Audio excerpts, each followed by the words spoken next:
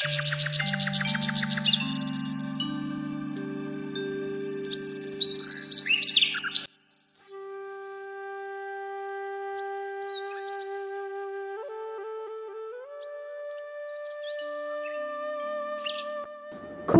কতদিন হয়ে গেল দেখিনি।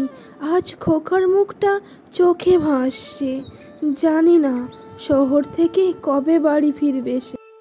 মা, মা, মা। কেউ যেন ডাকছে মনে হচ্ছে আমায়। এ তো খোকার মতো লাগছে।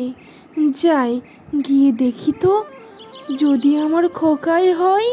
না না, দেখি গিয়ে কে ডাকছে আমায়। কি গো, বাড়িতে কি কেউ নেই? কই আসছে না কেউ?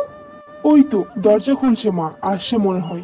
আরে আমার খোকা এসেছে যে।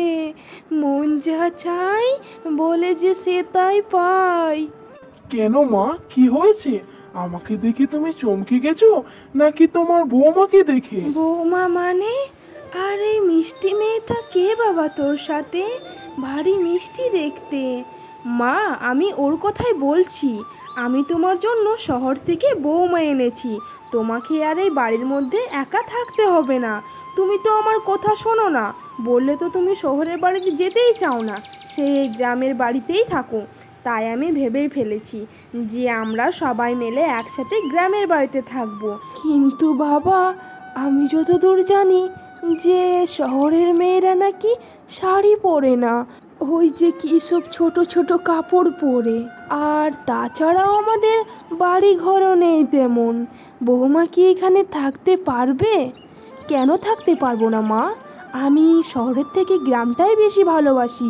আর আমি শহরের মেয়েদের মতো একদমই না। আমার জন্ম এই গ্রামে হয়েছে, তাই আমি ছোটবেলা থেকে এই গ্রামটাই বেশি ভালোবাসি। মা, যদি কিছু আপনি না মনে করেন তাহলে এই বাড়ির চারপাশটা একটু ঘুরে দেখাবেন আমায়। কেন দেখাবো না মা? এই বাড়ি ঘর সবই তো তোমার। এসো মা, আমার সাথে এসো।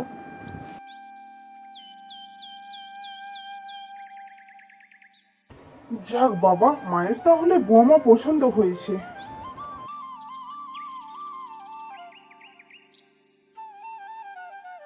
চারপাশটা তো দেখলে বৌমা, এবারে গরিবের কুড়ে ঘরটা দেখে নাও যেখানে তুমি থাকবে। ছিছি মা, এমন কথা বলবেন না। আর গরিবরা কি মানুষ না? জীবনে সুখী থাকতে গেলে গরিব আর বড়লোকের সাথে তুলনা করতে নেই, তাহলে সুখী কখনোই হওয়া যায় না। বাহ বৌমা, তুমি তো বেশ কথা জানো। আর তুমি অনেক বুদ্ধিমতী মেয়ে। আমার তোমাকে ভারী পছন্দ হয়েছে। মা, চলুন আমাকে রান্নাঘরটা দেখিয়ে দেন। আমি আজকে রান্না করে আপনাদের খাওয়াবো। আরে না না না না না, এ মা, এ কি বলে মেয়ে? আমাদের উনুনে রান্না হয়। ও তোমায় রান্না করতে হবে না, তুমি পারবে না মা। তুমি বসো।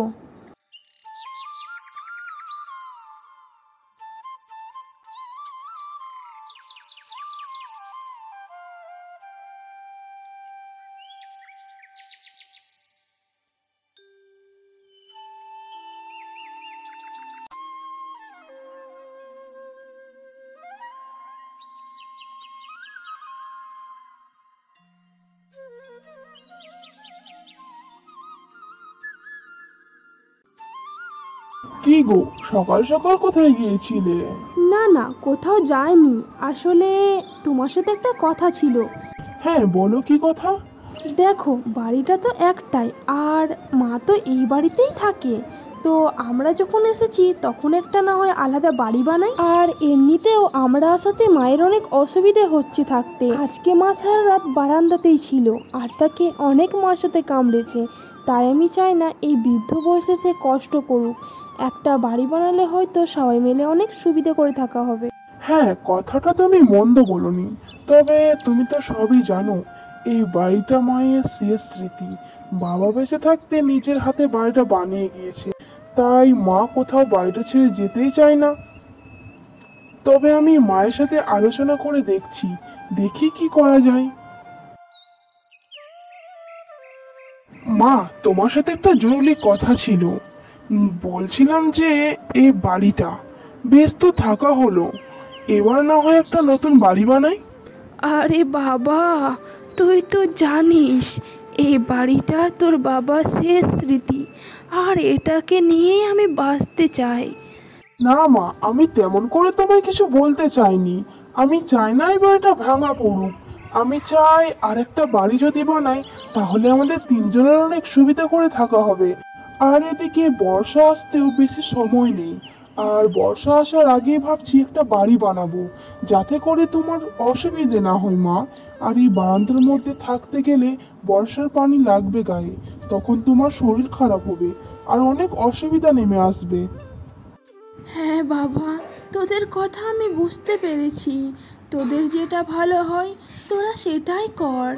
এমন কিছু করিস না যাতে তোর বাবার এই এত বছরের শেষ স্মৃতিটুকু আমাকে ছেড়ে চলে যায়। না মা, আপনি একদম ভাববেন না, এরকম কিচ্ছুটি হবে না। আপনি নিশ্চিন্তে থাকুন, বাবার স্মৃতি আর আমাদের ইচ্ছে দুটোই পূর্ণ হবে। আচ্ছা বৌমা, তোমরা যেটা ভালো বোঝো সেটাই করো। তাহলে কাল থেকেই কাজ শুরু করে দিই নতুন বাড়ি বানানো। আচ্ছা বাবা, আচ্ছা। কি রে, কিছু কি শুনেছিস? কি শুনবো দিদি? আরে ওই যে বুড়ি পিসির বাড়িতে নতুন বৌমা এসেছে। তার ছেলে ওই যে শহরে কী সব কাজ করে, সেখান থেকে বৌমা এনেছে। ও মা, সে কি বলো? তাহলে তো মেয়ে শহরের। হ্যাঁ রে হ্যাঁ, বেচারা বুড়ি কত কষ্ট করে ছেলেটাকে পড়ালো, এই জমি জায়গা সব কিছু নিলাম করে। আর এখন তার ছেলে শহরে গিয়ে বড় বাড়ি বানিয়েছে রে। তারপর আবার বিয়ে করে বাড়িতে বউ এনেছে। দাঁড়াও না, কিছুদিন থাকতে দাও, তখন বুঝবে। শহরের বৌমা বটে উনি, কম সম নয়। আমি বলেছিলাম যে দেখো তোমার বয়স হয়েছে, আমার একটা পিসির মেয়ে আছে, বউ করে নাও তোমার ছেলে। তখন বুড়ির কি ঘ্যাম, বলে না, আমার ছেলের বউ আমি নিজে দেখব। না বুঝো ঠেলা। এবার কোথায় তুমি নিজে দেখলে? তোমার ছেলে তো নিজেই বিয়ে করে নিয়ে এলো। ওই জন্য বলে বাবা, কারো ভালো করতে নেই। আবার হ্যাঁ, শুনলাম নাকি মেয়েটা নাকি ভারী মিষ্টি দেখতে। সব লোকের মুখে শোনা কথা, কে জানে বাবা। আমরা তো আর ওর মতো মেকআপ শেকআপ করি না। ওই যে শহরের মেয়েরা সব কী সব আটা ময়দা মাখে মুখে। বৌমা, কাল থেকে তো বাড়ির কাজ শুরু হচ্ছে। আর আমাদের এখানে কিছু শুভ কাজ করলে সবারই বাড়িতে মিষ্টি দিতে হয়। তাই বলছি, এই পাশের বাড়িতে দুটো বৌমা আছে, যাও গিয়ে মিষ্টিটা দিয়ে এসো তোমার। বৌদি বাড়িতে আছেন? এই ধরুন মিষ্টিটা, মা দিয়ে পাঠালো। আসলে কাল থেকে আমাদের বাড়ি করা শুরু হবে, তাই বলে সবাইকে একটু করে মিষ্টি মুখ করাচ্ছি। আরে হ্যাঁ হ্যাঁ, তোমার কথাই হচ্ছিল। আসলে বৌদি বলছিল যে আমাদের পাড়ায় নতুন বৌমা ঢুকেছে, ভারী মিষ্টি দেখতে। কি বলো বৌদি? আরে হ্যাঁ হ্যাঁ, এ কথাই হচ্ছিল। এটা ভুল বললেন বৌদি, সৌন্দর্য কখনো চেহারা দিয়ে হয় না, সেটা তো মনে থাকে। তাহলে আমি আসছি বৌদি, আপনারা কিন্তু যাবেন বাড়ি দেখতে। বাড়িতে অনেক কাজ, না গেলে মা একা হাতে করতে পারবে না। আসছি তাহলে এখন। কি গো বড় বৌদি, তুমি যে বললে শহরের বৌমা পেয়ে বুড়ি পিসিমার কপাল পুড়বে, এ তো দেখছি বৌমা পেয়ে বুড়ি পিসিমার কপাল খুলেছে। তাই তো দেখছি। যাক বাবা, লোকের কথা গিয়ে লাভ নেই। সত্যি বৌমা, তোমার মতো বৌমা পেতে ভাগ্য লাগে। দেখো, আমি ভাবতেই পারিনি যে আমরা সবাই মিলে একই বাড়িতে থাকবো, আর তোমার শ্বশুর মশাইয়ের স্মৃতিটুকু নিয়ে সারাটা জীবন তোমাদের সাথে থাকতে পাবো।